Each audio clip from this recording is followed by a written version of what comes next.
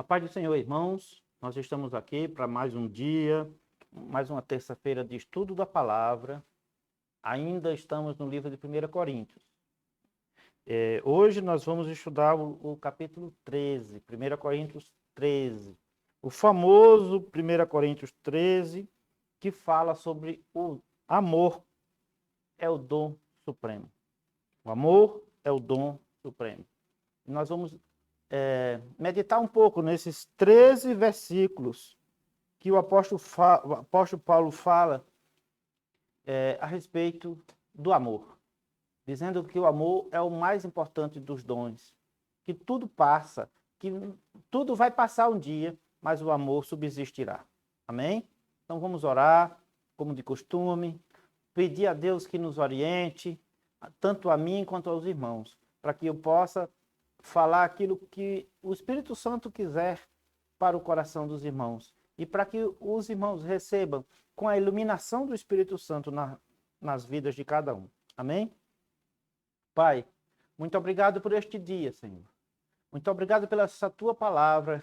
Muito obrigado, Senhor, porque tu és bom.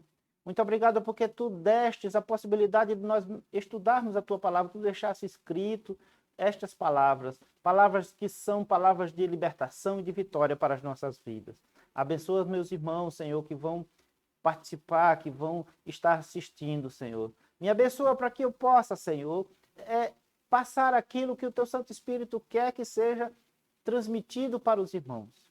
E que nesse conjunto de coisas, o que eu possa transmitir, que não seja de mim, que seja do teu Espírito. E que os irmãos recebam aquilo que vem do Espírito Santo de Deus para as vidas deles. Muito obrigado por tudo. Em nome de Jesus. Amém. Então, vamos ler aqui 1 Coríntios 13. 1 Coríntios 13, ele tem 13 versículos. E é muito interessante. É quase uma poesia, irmãos, mas de uma profundidade, vamos dizer, até uma profundidade espiritual esse texto tem, né? Sem falar que tem uma profundidade teológica também. Mas vamos ler. Diz assim o texto, 1 Coríntios 13, a partir do verso 1. Ainda que eu fale as línguas dos homens e dos anjos, se não tiver amor, serei como o bronze que soa, ou como o símbolo que retine. Ainda que eu tenha o dom de profetizar e conheça todos os mistérios e toda a ciência, e ainda que eu tenha tamanha fé, a ponto de transportar os montes, se não tiver amor, nada serei. E ainda que eu distribua todos os meus bens entre os pobres, e ainda que entregue o meu próprio corpo para ser queimado, se não tiver amor, nada disso me aproveitará. O amor é paciente, é benigno. O amor não arde de ciúmes, não se ufana, não se ensoberbece, não se conduz inconvenientemente, não procura os seus interesses, não se exaspera, não se ressente do mal, não se alegra com a injustiça, mas regozija-se com a verdade. Tudo sofre, tudo crê, tudo espera. Tudo sofre, tudo crê, tudo espera, tudo suporta. O amor jamais acaba, mas, havendo profecias, desaparecerão. Havendo línguas, cessarão. Havendo ciência, passará. Porque em parte conhecemos e em parte profetizamos. Quando, porém, vier o que é perfeito, então o que é em parte será aniquilado. Quando era menino, falava como menino, sentia como menino, pensava como menino. Quando cheguei a ser homem, desisti das coisas próprias de menino. Porque agora vemos como em espelho, obscuramente. Então veremos face a face. Agora conheço em parte. Então conhecerei, como também sou conhecido. Agora, pois, permanece a fé, a esperança e o amor. Estes três, porém, o maior destes é o amor. Amém? É uma poesia, irmãos, é uma poesia com muita profundidade. Ele fala aqui, esse capítulo, nós podemos dividir ele didaticamente em três partes. A primeira parte fala da futilidade dos dons sem fruto do Espírito, sem o fruto do amor. Ou seja, profecia, dons, mas sem o amor é fútil. A segunda parte fala como o amor é, a natureza do amor, que tudo espera, tudo suporta. E o terceiro fala do caráter eterno do amor, que o amor é eterno. Tudo passará, mas o amor não passará. Esse é um texto famoso, cantado, é muito famoso em todas as culturas que tem o cristianismo como alguma expressão cultural, alguma mensagem. Aqui, no capítulo 13, no versículo 1, vamos ler de novo. Ele fala assim: ainda que eu fale a língua dos homens e dos anjos, se não tiver amor, serei como bronze, que soa como símbolo que retine. Vamos entender isso aqui. A língua dos anjos, a língua dos homens, a língua dos homens são as várias línguas. A língua dos anjos é aquela oração em língua que a gente ora e algumas pessoas oram e falam em línguas enquanto estão orando. Essa é a língua dos anjos. É o dom miraculoso, que no original grego fala glossolalia. A língua dos homens e a língua dos anjos. Chamadas línguas angelicais. Paulo usou isso como um superlativo, uma hipérbole, ainda que eu falasse uma língua celestial. Se eu não tivesse amor, isso não me aproveitaria, isso não seria importante. E depois ele fala, soa como símbolo que retine. O símbolo que retine é o sino, que eram instrumentos usados para adoração pagã. Que lá se ouvia ao longe aquele sino tocando, mas aquilo nada aproveitaria aos cristãos, nada aproveitaria aos filhos de Deus. No versículo 2, vamos ler de novo o versículo 2, ele diz assim, que aqui ele fala dos dons sem amor. E aí ele cita alguns dons aqui para enfatizar os dons sem amor. Diz assim o capítulo 13, no versículo 2. Ainda que eu tenha o dom de profetizar e conheça todos os mistérios e toda a ciência, ainda que eu tenha tamanha fé a ponto de transportar montes, se não tiver amor, nada serei. E ele fala aqui, eu posso ter dom de profecia, eu posso ter dom de conhecimento de mistérios de todas as ciências. Se eu não tiver amor, eu nada serei, isso não será nada. Porque isso, sem amor, é soberba. Conhecimento sem amor é soberba. Conhecimento sem amor é exclusividade. Conhecimento sem amor algo que a pessoa retém para si mesmo. Mas o conhecimento com amor é generoso. O conhecimento com amor, ele liberta, ele libera. E os dons operando com amor, ele traz essa generosidade. Aqui no versículo 3, vamos ler agora o versículo 3, novamente, que ele diz assim: e ainda que eu distribua todos os meus bens e entre os pobres, e ainda que entregue meu corpo para ser queimado, se não tiver amor, nada disso me aproveitará. Ora, não importa o sacrifício humano, Não importa entregar todos os bens, não importa mesmo entregar o corpo para ser queimado. Se isso não for feito por amor, se isso for feito com soberba, se isso for feito para aparecer, nada disso se aproveitará. É isso que ele está dizendo. Muitas vezes as pessoas querem fazer sacrifícios que a Bíblia chama de sacrifícios de tolo. Aqueles sacrifícios que não foi pedido por Deus. Aqueles sacrifícios que são para dizer que são melhores do que os outros. Isso nada aproveita. Essa imagem, Paulo usou de novo uma hipérbole, ainda que tudo isso aconteça. Se não tiver amor, nada será aproveitado. E, irmãos, lembrando que os dons, lá em 1 Coríntios, no capítulo 3, quando nós estudamos, ele fala que no final, as obras da igreja, as obras dos membros da igreja passará por um tribunal. Passará por um momento de fogo.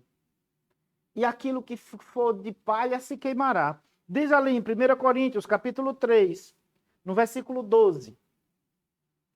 1 Coríntios 3, 12, diz assim: contudo, se o que alguém edifica sobre o fundamento é ouro, prata, pedras preciosas, madeira, feno ou palha, manifesta se tornará a obra de cada um. Pois o dia demonstrará, porque está sendo revelada pelo fogo, e qual seja a obra de cada um, o próprio fogo o provará. Se permanecer a obra de alguém que sobre o fundamento edificou, esse receberá galardão. E se a obra de alguém se queimar, sofrerá ele dano, mas esse mesmo será salvo, todavia, como que é através do fogo.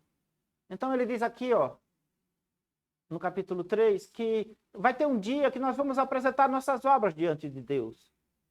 E elas vão passar pelo fogo.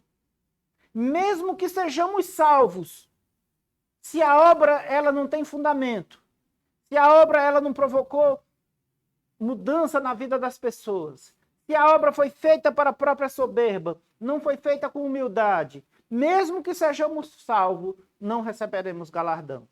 Porque a obra tem que ser feita com dedicação, com entrega, para que possamos receber galardão.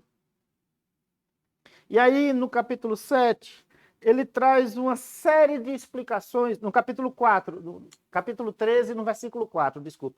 No capítulo 13, no versículo 4 ao 7, ele traz uma série de explicações da natureza do amor, como se comporta o amor, né? E aí, no versículo 4 diz assim: o amor é paciente, é benigno. O amor não arde de ciúme, não se ufana, não se ensoberbece, não conduz inconvenientemente, não procura seus próprios interesses, não se exaspera, não se ressente do mal, não se alegra com a injustiça, mas regozija-se com a verdade. Tudo sofre, tudo crê, tudo espera. Irmãos, aqui conduzir-se inconvenientemente significa agir de um modo injusto ou impróprio. Como nós vimos lá em 1 Coríntios, no capítulo 7, no versículo 36, com relação ao decoro, diz assim: entretanto, se alguém julga que trata sem decoro a sua filha, estando já a passar-lhe a flor da idade, e a circunstância o exige, faça o que quiser, não peca que se casem. Aqui, o exemplo é da moça que já passou, já está na época de casar, e que a Bíblia diz que está autorizada a casar. Não é decoroso.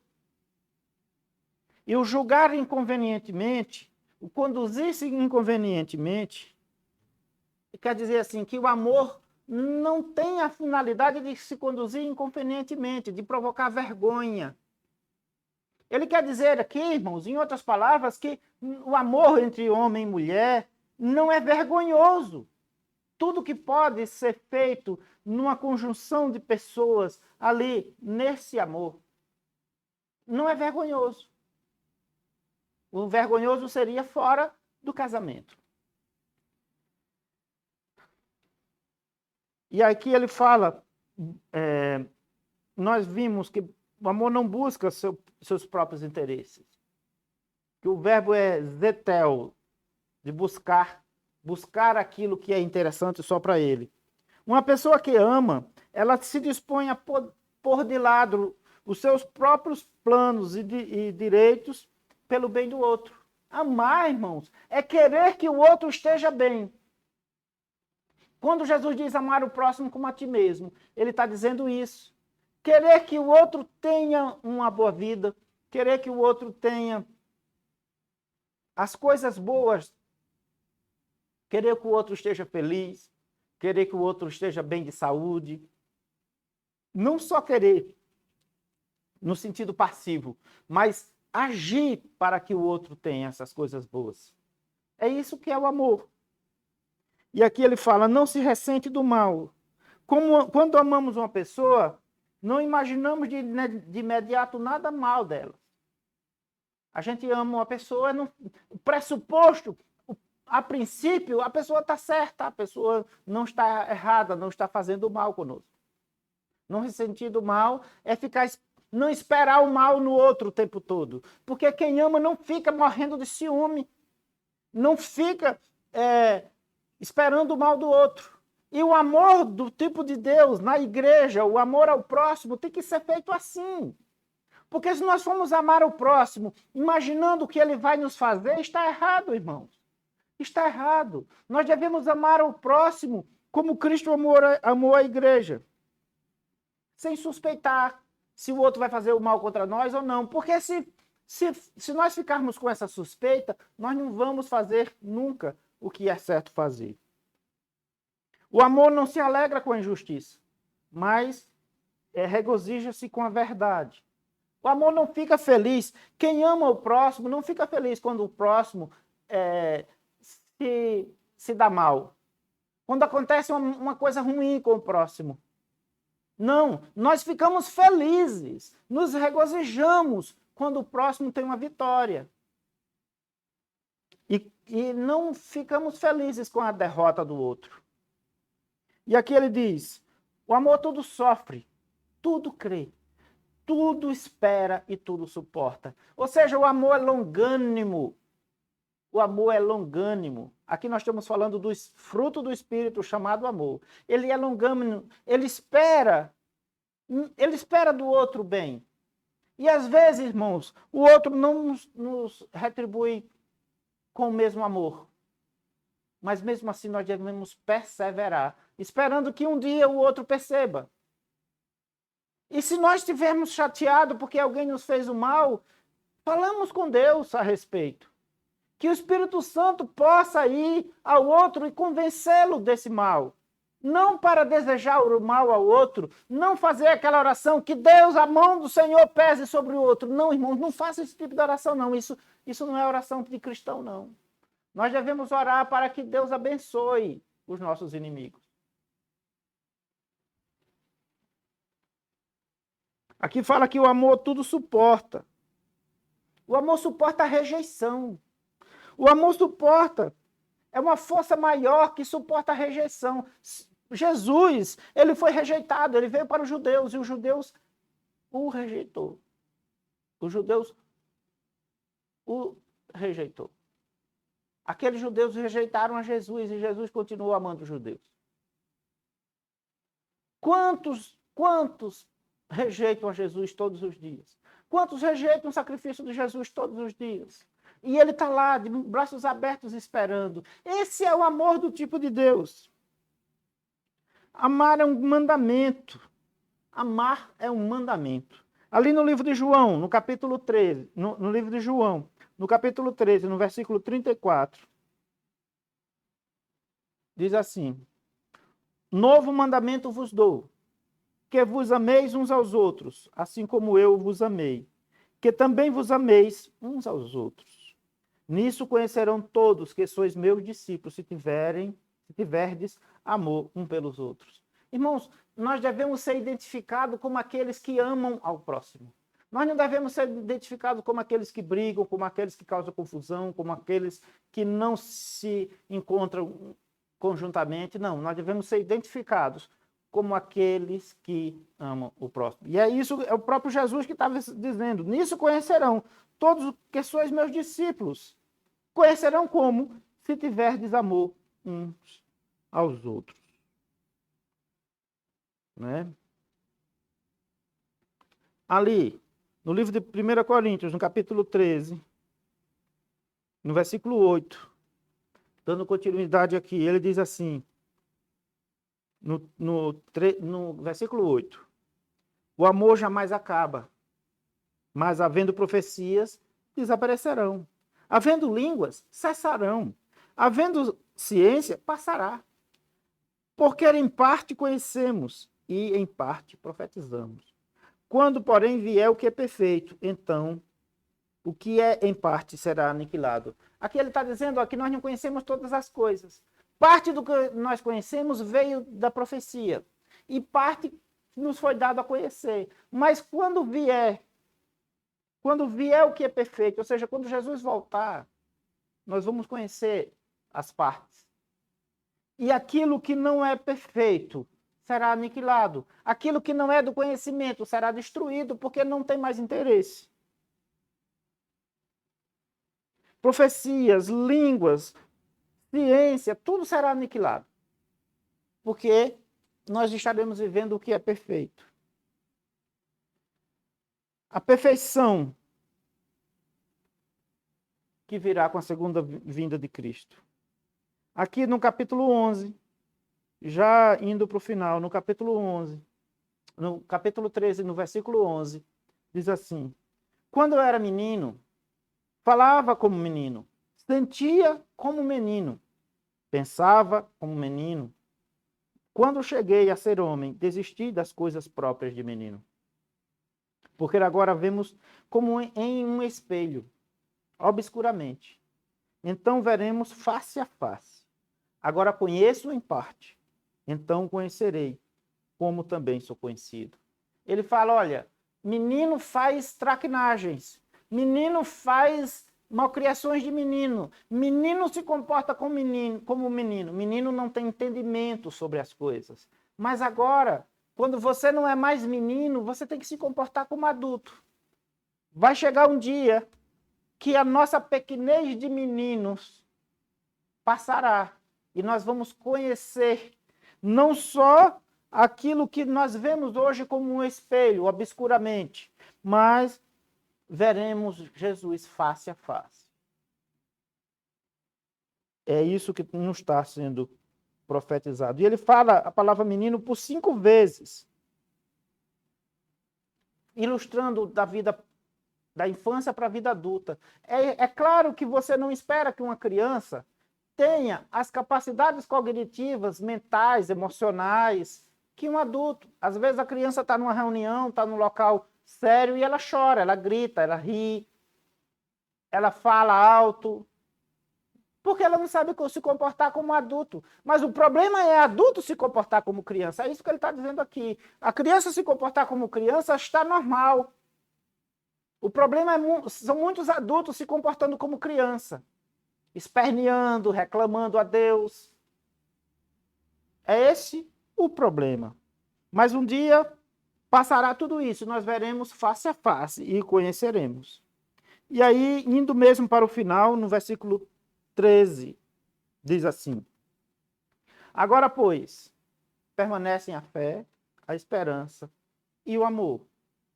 Estes 3, porém, o maior destes é o amor. Ele diz que dos dons todos, a fé deve permanecer. A esperança da volta de Jesus deve permanecer. E o amor. E desses 3, o mais importante é o amor. O amor é que emula, o amor é que faz tudo acontecer. A fé é aquilo que está lá em Hebreus, no capítulo 11, no versículo 1, que diz assim: ora, a fé é a certeza das coisas que se esperam, a convicção de fatos que não se veem. A fé é aquilo que você espera, mas não vê. E mesmo assim você espera naquilo. Com fé. Isso, dos dons, isso tem que permanecer. Ali em 1 Coríntios, no capítulo 10, no capítulo 3, no versículo 10, diz assim: segundo a graça de Deus que me foi dada, lancei o fundamento como prudente construtor, e o outro edifica sobre ele. Porém, cada um que veja como edifica. A fé é o fundamento. É o fundamento de tudo. E em João 13, no versículo 35, diz: Nisto conhecerão todos que sois meus discípulos, se tiverdes amor uns aos outros. A experiência viva de sermos discípulos de Deus, de Jesus, é se tivermos amor em nossas vidas, amor pelo próximo. E não amar os nossos parentes, não amar esposas e amar maridos, amar filhos. Não, amar pai, amar mãe, isso é normal, isso é aceitável, isso é esperado. Nós devemos amar aquelas pessoas que não conhecemos. Nós devemos amar aquelas pessoas que às vezes não nos amam. É isso, porque o amor tudo suporta. Inclusive suporta a rejeição. Esta é uma palavra muito importante. Então, nisto conhecerão todos que sois meus discípulos, se tiverem desamor uns aos outros. Permanecerão, irmãos, a fé, a esperança e o amor. Mas destes três, o maior é o amor. Amém? Então, mais uma terça-feira, mais um estudo da palavra. Esse capítulo de Coríntios 13, 1 Coríntios 13, é muito profundo, dá muito tempo de estudo em outras orientações, mas nós aqui devemos fazer uma visão geral. O objetivo aqui não é acadêmico, o objetivo aqui é fazer uma visão geral do texto da palavra. Amém? Vamos orar? Senhor, meu Deus e meu Pai, muito obrigado, Senhor, pela essa tua palavra, por essa beleza dessa tua palavra, Senhor. Muito obrigado pelas orientações, que nos diz que o amor é algo mais importante do que todas as coisas. Que o teu Santo Espírito possa nos ensinar, nos ajudar, contribuir, para que nós possamos entender a importância do amor, para que nós possamos amar ao próximo de maneira perfeita, de maneira que sem exigir nada em troca, Senhor. Só o teu Santo Espírito pode nos ajudar nesse trabalho, nesse propósito, Senhor. Nos abençoa, nos protege, nos guarda, abençoa os meus irmãos. Que esta palavra tenha falado ao coração de cada um deles. Em nome de Jesus. Amém.